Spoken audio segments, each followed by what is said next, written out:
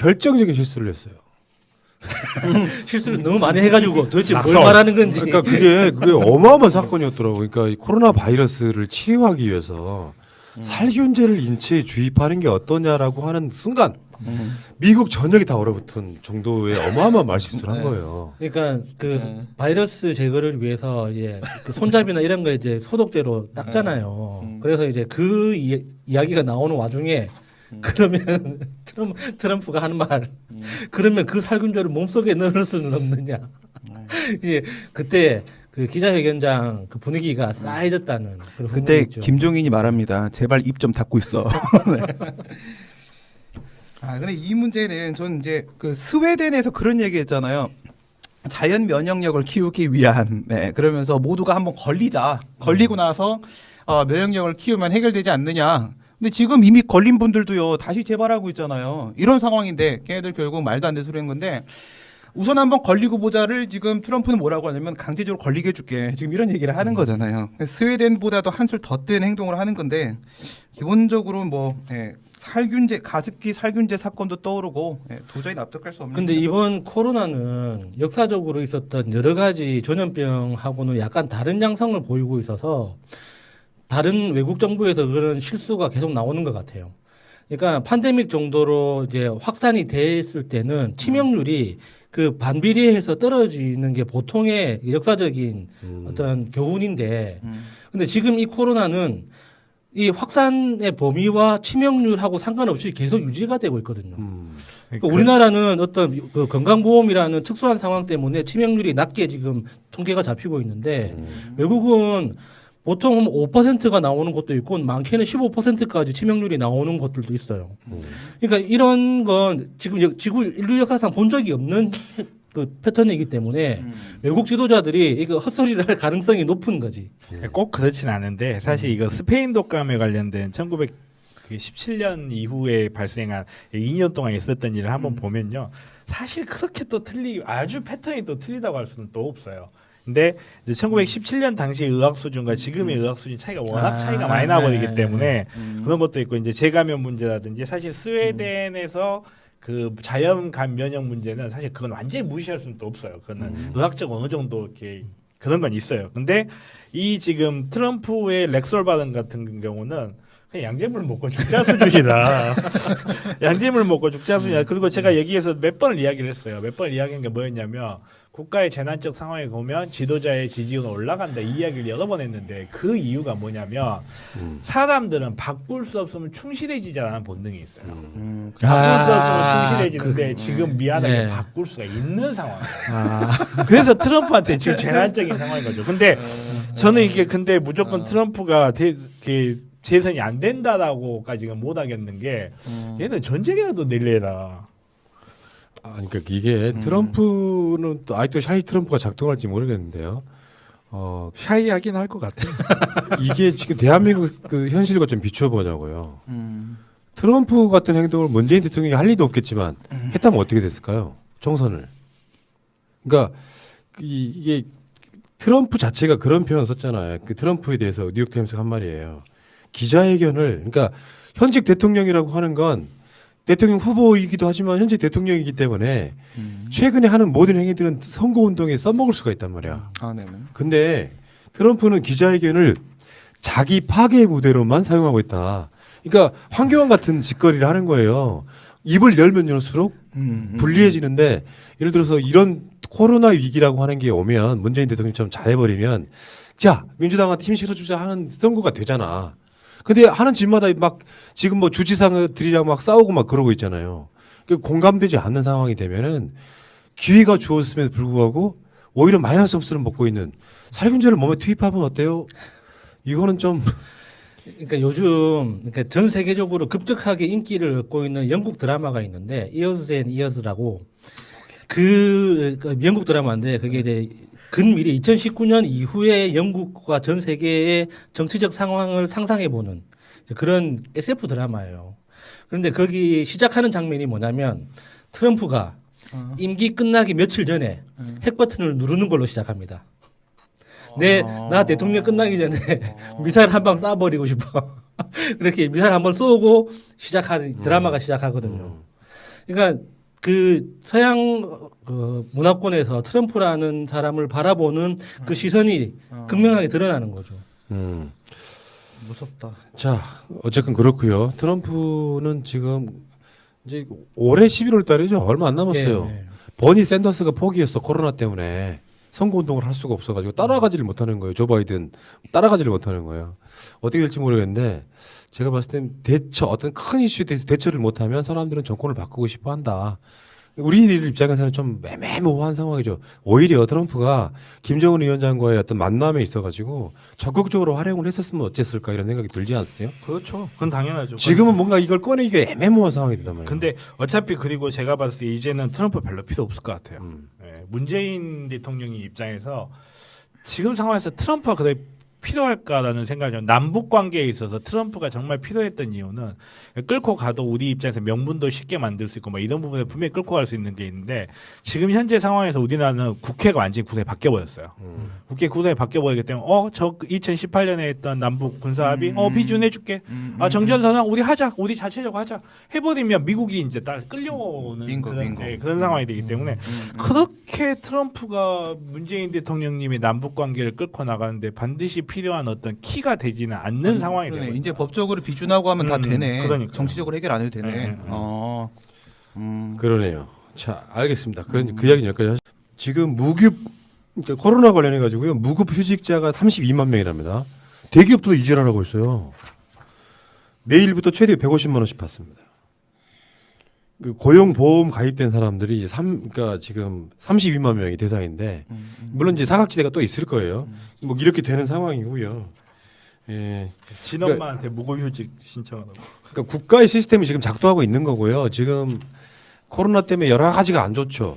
그거 이제 지금 정부에서 전국민 대상 지급하는 거, 지자체가 지급하는 거, 또 왜 이제 무급휴직자라든지 또는 소상공인에 대한 지원이라든지, 그러니까 굉장히 다각적인 차원에서 지방 정부 같은 경우도 단순하게 재난지원금을 지급하는 정도를 떠나가지고 또 영세 자영업자 돕기 해가지고 촘촘하게 지금 문재인 정부만이 내는 가능한 거라고 일단 보거든요. 이걸 재난 상황이라고 보고 여러 가지 차원에서 지원을 해줌으로써 최소한 코로나 때문에 막 힘들어가지고 도저히 삶을 포기하고 싶다라고 하는 분들은 안 생겨야 된다라고 하는 이런 방식으로 지금 가고 있는 것 같다는 생각이 듭니다. 그러니까 이런 그 무급휴직자에 대한 고용유지지원금이 원래 이게 사업주에게 지원하던 간접 보조금이었는데 이걸 근로자한테 직접 지원하는 방식으로 새롭게 지금 진행하는 거예요. 원래 있던 제도인데 그러니까 이게 좀 슬픈 현실이죠. 사업주도 힘들다 보니까 사업주한테 간접 지원했을 때 근로자한테 전달이 안 되는 거예요. 그러니까 그런 민원이 너무 많이 들어오다 보니까 정부에서 사업주가 고용지원금을 신청을 하면 그 대상이 되는 근로자한테 직접 바로 입금을 하는 방식으로 바뀐 거죠. 뭐 이런 방식들은 상당히 좋은 시도라고 생각을 합니다. 뭐 아직 부족한 부분도 사실 있고 우리가 뭐 이런 예를 한번 들어보면 좋을 것 같은데 산재당하잖아요. 우리가 직장에서 일을 하다가 다쳤어요. 원래 같은 경우에는 우리가 회사를 상대로 손해배상 청구를 돈을 받아야 돼요. 그러면 이제 두 가지 문제가 생겨. 회사가 돈이 없을 때가 있을 수 있어. 줄 돈이 없을 수 있고, 그 다음에 나는 과실이라는 주관적 요건을 입증해야 되는데 상당히 어려움이 있어요. 시간도 오래 걸리고. 그래서 근로기준법에서 이런 경우에 보상 규정을 두게 되거든요. 그러니까 내가 굳이 민법상 과실을 입증하지 않아도 돈을 확실히 받을 수 있게 돼요. 근데 문제는 또 쟤네가 돈이 없을 때가 있을 수 있어요. 회사가. 그러면 내가 다쳤는데 회사가 돈이 없어서 못 받는 거예요. 이런 경우를 대비해서 산업재해 보상보험법이라는 게 만들어져서 국가가 직접 꽂아주고 그 다음에 과실 여부 필요 없이 무과실을 돈 줘버리고 이렇게 해서 근로자를 살리는 거거든요. 지금 이 문제도 마찬가지인 거예요. 이 문제도 처음에는 1개월, 3개월 이런 식으로 해서 이걸 유급휴직을 하게 되면 뭐 70%에서 90%까지 국가가 지원하겠다 이렇게 얘기하는데 이것도 한 달이 건너다 보면 집행이 안 되는 경우들이 생기거든요. 그래서 마치 산재법처럼 여기서도 직접 우선 근로자한테 꽂아주고 나머지는 회사와 국가가 해결을 한다. 예, 이런 직접적인 지급 방식, 책임보험 방식인데 이런 방식이 가장 효과적이라고 생각을 합니다. 자, 어쨌든 그런 상황이 됐고요. 문제는 이제 이런 게 있더라고. 그 슈퍼 전파자 신천지 31번 환자. 이 사람이 2달 만에 퇴원했었거든요. 68일 만에. 최장 기록이라고. 근데 이 사람 병원비만 3천만 원 정도 된다고 합니다.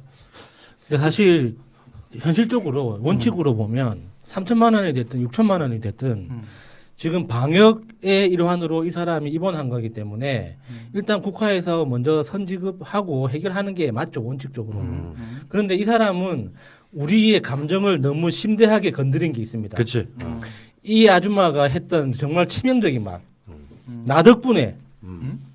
그러니까 이게 나 덕분에 맞아. 대한민국이 이렇게 방역을 잘 하게 됐다. 이런 씨. 내가 아니었으면은 우리나라 방역 당국이 이렇게 움직였겠느냐. 너 욕해도 돼?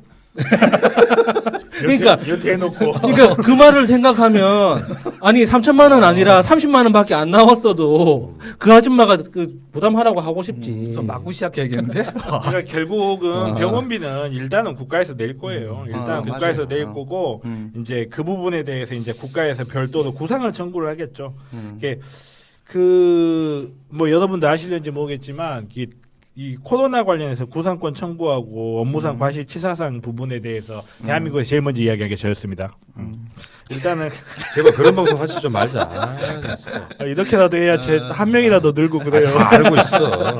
아무튼 알고 있어. 아무튼 이제 그게 제가 늘 이야기하는 거지만 민사가 형사보다 훨씬 무섭습니다. 민사가 이게 구상권 제대로 인정되면요 천문학적 단위 나올 거예요. 그냥 뭐 몇천억 이 정도가 아닐 수 있어요. 근데 이거를 사실 31번 환자 한 명한테 씌운다는 건 거의 의미가 없는 거고 말 그대로 신천지라는 이 단체가 어떤 식으로 연관이 되어 있는지 이 부분을 확인해서 공동불법 행위로 충분히 구상권 청구 검토해 볼 수 있다고 보고 서울에서는 청구하겠다고 이미 한 것 같은데 예, 서울시는 한다고. 예, 그러죠. 대구는 어쩌는지 잘 모르겠어요. 근데 정말 이게 국민들의 피 같은 세금이잖아요. 네. 이 세금을 물론 국민을 위해서 세금 써야 돼요.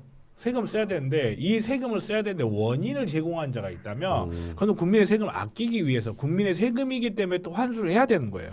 저는 반드시 해야 된다고 생각하고 제가 싸게 할 자신 있습니다. 저기 그 31번 환자는 어떻게 될지 모르겠는데요.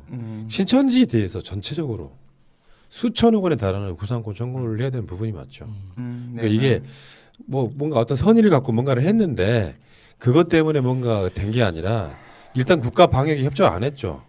그러면서 막 확산이 급속하게 되게끔 만들었고 그래서 대구 같은 곳은 대구 경북 쑥대밭을 만들었잖아요. 이 여러 가지 거짓말들이 이제 구상권 청구의 중요한 요인이 될 것 같긴 한데 어쨌건 지금 이런 상황이 벌어진 것 같고요.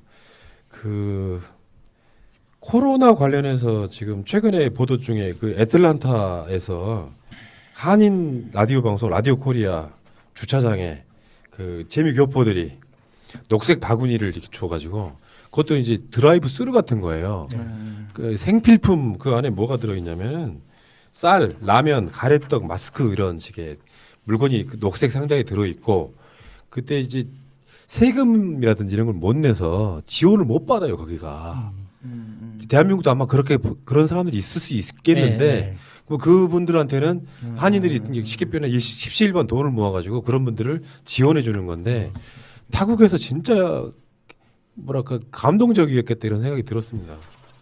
그러니까 우리가 본국에서 도와주고 싶어도 사실 지금 그러니까 방법이 예의치가 않아요. 물품이 이동할 수 있는 그 방법 자체가 굉장히 제한적이고 마스크 관련해서도 지금 운송 문제가 가장 큰 핵심이 될 정도로 지금 돈이 문제가 아니거든요. 운송 자체가 지금 안 되다 보니까 지금 그러니까 원거리에서 도와주고 싶어도 방법이 없는데 미국 내부적으로 이런 활동이 있는 것 자체가 정말 다른 나라 사람들, 다른 민족의 구성원들이 봤을 때는 정말 부러울 거예요.